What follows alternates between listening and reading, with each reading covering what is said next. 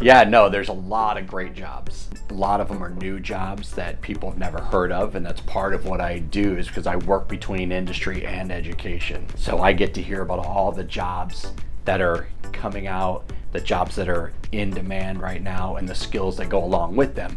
And then I also work in the education space and talk to them and work with them to help prepare students for that workforce. So marry the two. So two of the jobs I like to talk about are, one is UX UI designer, and two is robot coordinator. UX UI designer stands for UX is for user experience, and UI stands for user interface.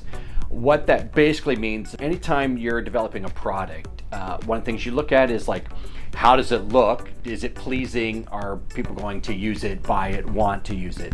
The other one is, does it work like it's supposed to? What's the interface like? Does it function well and properly? I'll give you a couple examples. One is, anytime you're using something, if you don't think about it, then the UX and UI is really good. You know, we've all used a product or something like, well, that didn't work.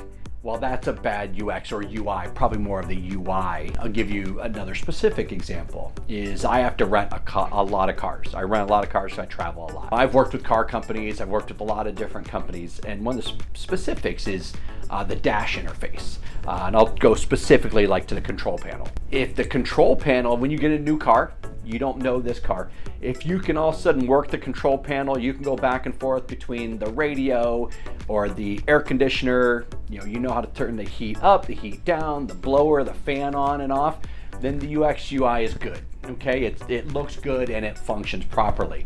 I've been in cars, I'm like, all right, I have the temperature figured out, not sure how to increase the fan or the blower. As a customer, you shouldn't have that time. You really don't want your customer struggling at anything. You want it to be quick and easy, and that's what a UX UI designer does. In a small company, this can be one person, can handle both UX and UI.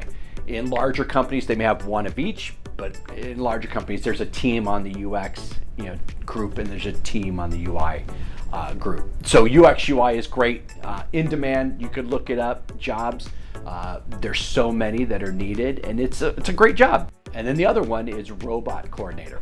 I do this in schools. This is part of one of my keynotes that I do, are 5 great jobs for students. When I get to robot coordinator, not only are the students excited, but teachers and the administration's like, wow, I didn't know about that. 2 examples. Think about drones.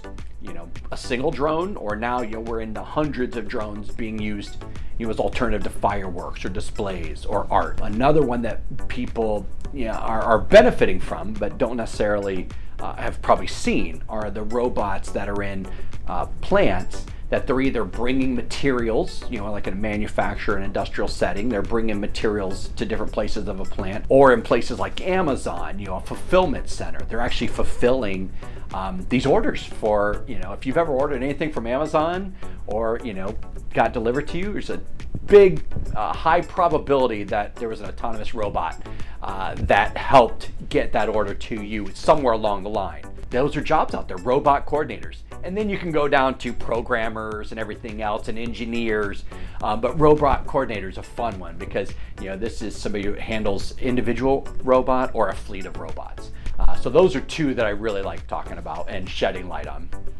That is a really cool side note. They use Skinwalker Ranch. They did a drone, like a drone army. Yes. Yes. The anomaly. Yes. It was so cool. And somebody has to, coordinate that. Somebody has to be in control to get those fleet of drones up and coordinate their movements, whether they need to be in a static movement or if they, they have to be programmed to move different, not all in the same pattern. There's so many cool jobs out there.